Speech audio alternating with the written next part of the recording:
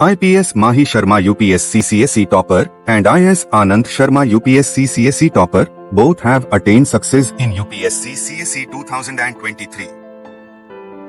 Can you guess what's common between them? Both opted sociology for CSE main as optional paper. Both have scored good marks in optional paper. Both have prepared sociology optional under teaching and mentorship of Vikas Ranjan Shar with Sociology Foundation to Finale program.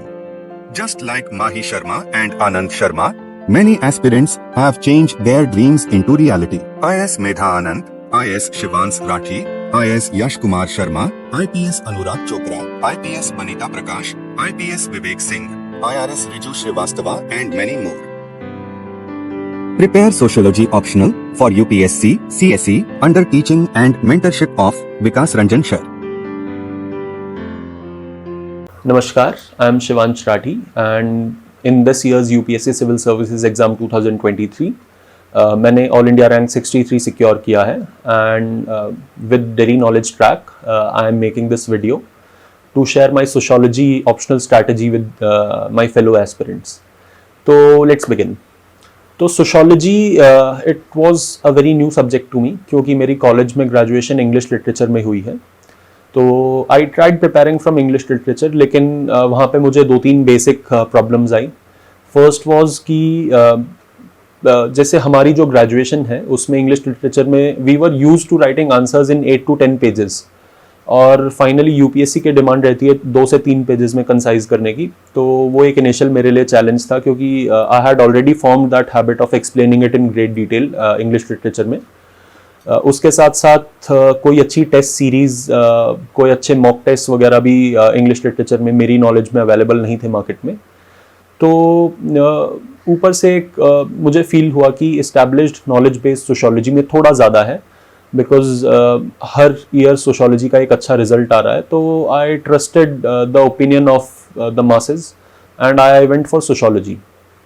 इसमें भी there was that thing कि बहुत सारे sociologist including Karl Marx, Emile Durkheim या और भी बहुत सारे सोशियोलॉजिस्ट को ऑलरेडी हमने अपनी इंग्लिश लिटरेचर की क्लासेस में थ्रू आर्टिकल्स उनको पढ़ा था, उनके बारे में उनके ओपिनियंस को जाना था. तो it was not a completely alien discipline to me but it was quite new. तो I began my preparation by watching videos from YouTube. तो उधर मुझे सृष्टि जैन देशमुख मैम जो कि अपने टाइम में मैम की काफ़ी अच्छी रैंक थी, शी वॉज इन टॉप 5. तो उनकी वीडियो से मुझे रिसोर्सेज का कुछ आइडिया हुआ सोशियोलॉजी का. बट अगेन आई फाउंड कि मुझे थोड़ा सा और कट डाउन करने की ज़रूरत थी रिसोर्सेज को क्योंकि बहुत सारी नॉलेज हो जा रही थी और उसको एनकैप्सुलेट करना बहुत थोड़े में तो it was proving quite difficult. तो व्हाट आई डिड वाज कि एक नितिन सांगवान सर की एसेंशियल सोशियोलॉजी करके बुक आती है पेपर 1 पेपर 2 के लिए. तो I kept that book as my basic material. उसके साथ साथ सप्लीमेंट करने के लिए पेपर 1 में I use Rupendra Gaur sir's notes and for paper 2 I use Tusharanshu sir's notes. तो these were the basic resources which I use for sociology. तो what initial problem I was facing was कि again these 3 were bulky books. तो when I went for revision तो एक साथ में बहुत सारा कंटेंट हो जा रहा था. तो फाइनली आई डिसाइडेड कि मैं सोशियोलॉजी की नोट मेकिंग करूंगा अपने हिसाब से. तो मैंने दोनों पेपर्स पेपर 1 और पेपर 2 के 70 पेजेस ईच के नोट्स बना दिए. तो दैट वाज वेरी कंसाइज और 140 पेजेस को एक दिन में रिवाइज करना इज़ वेरी सिंपल. तो फाइनली वो नोट्स को मैं एक दिन में ही पेपर 1 पेपर 2 को पूरा रिवाइज कर पा रहा था एंड उस नोट मेकिंग की स्ट्रैटेजी को भी मैं आप लोगों के साथ शेयर करता हूँ. तो बेसिकली नोट्स बनाने का जो मेरा तरीका था वो ये था कि जैसे यूपीएससी एक सिलेबस प्रोवाइड करता है आपको हर एक सब्जेक्ट का, ऐसे ही सोशियोलॉजी का भी एक एक्सटेंसिव सिलेबस प्रोवाइडेड है including all the keywords and all the thinkers etcetera. तो I pick those keywords from each chapter.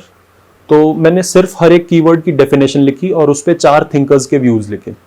तो इससे ज़्यादा मैंने उस पर कोई भी मटेरियल कोई भी कंटेंट नहीं बनाया. बाकी जो था पढ़ के समझ लिया और इस डेफिनेशन को और इन थिंकर्स को लिखने से वो नोट्स काफ़ी कंसाइज हो गए थे. उसके साथ साथ मेरा ट्राई ये था कि थिंकर्स में भी मैं उन थिंकर्स को लिखूं जिनको मल्टीपल प्लेसेस पे यूज़ किया जा सके. फॉर इंस्टेंस अगर हम बात करें कार्ल मार्क्स का हिस्टोरिकल मटीरियलिज्म है, तो उसको किसी भी बाकी सोशोलॉजिस्ट, दूसरे सोशोलॉजिस्ट के क्रिटिसिज्म में यूज़ किया जा सकता है कि फलाने फलाने सोशोलॉजिस्ट ने एक इकोनॉमिक पर्सपेक्टिव को या हिस्ट्री में जो मटीरियलिस्टिक पर्सपेक्टिव है उसको इग्नोर किया।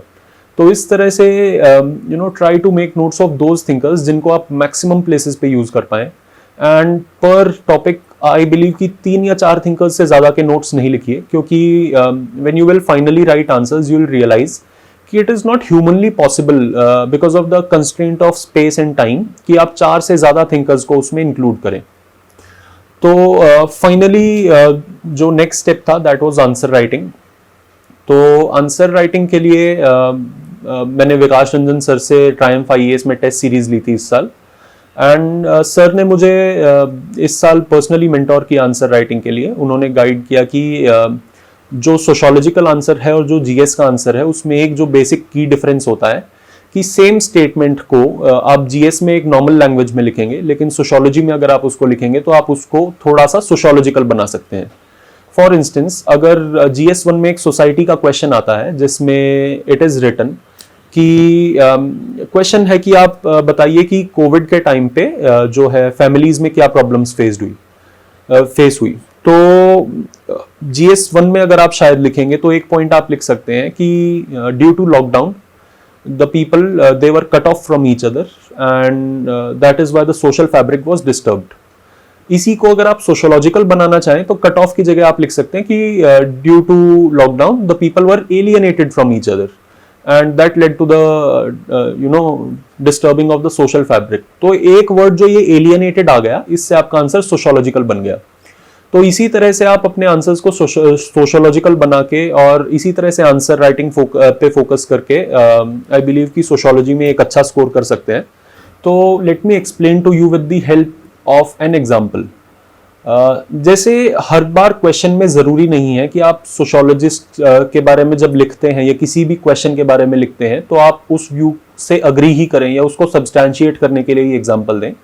आप उसका क्रिटिसिज्म भी दे सकते हैं which I believe is important in every question. तो फॉर इंस्टेंस एमाइल डरकाइम की थ्योरी ऑफ सुसाइड पे एक क्वेश्चन था, तो डरकाइम ने उसमें कहा था कि वॉर टाइम में जो है सोसाइटी में इंटीग्रेशन बढ़ती है तो सुसाइड रेट्स कम हो जाते हैं। तो इसके लिए मैंने एक काउंटर एग्जांपल जो तैयार किया था which I saw in the newspapers कि जैसे रशिया यूक्रेन वॉर हुआ तो उसमें उस सोसाइटी में इंटीग्रेशन बढ़ने के बजाय डिसइंटीग्रेशन हो गई, क्योंकि there were so many factions. जैसे रशिया में भी एक प्रो वॉर फैक्शन था, एक एंटी वॉर फैक्शन था, ऐसे यूक्रेन में एक फैक्शन यूक्रेन को सपोर्ट कर रहा था, एक डॉनबास रीजन था जो कि रशिया को सपोर्ट कर रहा था, तो अगेन एक एंटी वॉर फैक्शन भी था। तो इसी तरह से मतलब बहुत सारे फैक्शंस में वो सोसाइटी बट गई, वो सोशल फैब्रिक उस तरह से भी जैसे चेंज हो गया। तो जो डरकाइम ने बोला था कि वॉर टाइम में नेसेसरीली इंटीग्रेशन होगी, तो दैट प्रूव्ड रॉन्ग अभी कि रशिया यूक्रेन वॉर में। तो इसी तरह से you can find examples from the newspapers and उन एग्जाम्पल्स को आप अपने आंसर्स में फिट इन कर सकते हैं। तो उन एग्जाम्पल्स के लिए एक अपना आंसर बैंक बनाना ज़रूरी है। उसके साथ साथ लेट मी ऑल्सो एक्सप्लेन कि मैं आंसर राइटिंग के लिए बेसिकली क्या फॉर्मूला या क्या फॉर्मेट यूज़ करता था। तो माई फॉर्मेट यूज टू बी कि फॉर इंस्टेंस कोई भी क्वेश्चन आया है तो उस पर बेसिकली एक बेसिक इंट्रोडक्शन होगी। That introduction typically contain the name और theory of a sociologist along with a proper definition of that topic। For instance, अगर religion पे question आया है तो religion में मैं शायद एमाइल डरकाइम की definition of religion या फिर और भी किसी sociologist ने जिन्होंने religion की definition दी है उसके साथ एक अपने आंसर को start कर सकता था। उसके बाद मैं अपने आंसर्स को पैराग्राफ फॉर्म में अटेम्प्ट करता था सोशोलॉजी में instead of going point wise. तो पैराग्राफ फॉर्म में मेरा फोकस रहता था कि हर एक पैराग्राफ बेसिकली एक अलग पर्सपेक्टिव को प्रेजेंट करे। फॉर इंस्टेंस एक पैराग्राफ अगर मेरा मार्क्सिस्ट पर्सपेक्टिव प्रेजेंट कर रहा है तो अगला पैराग्राफ फंक्शनलिस्ट पर्सपेक्टिव प्रेजेंट करे। इसी तरह से आई यूज टू ट्राई कि आंसर में एटलीस्ट 5-6 पर्सपेक्टिव्स मैं प्रेजेंट करूं। And this strategy was extremely helpful specially in those questions जिधर मेरे पास कंटेंट थोड़ा सा कम होता था। क्योंकि आफ्टर स्टडीइंग सोशियोलॉजी आप रियलाइज करते हैं कि सब जो पर्सपेक्टिव्स हैं सोशियोलॉजी में उनकी एक कोर आइडियोलॉजी है.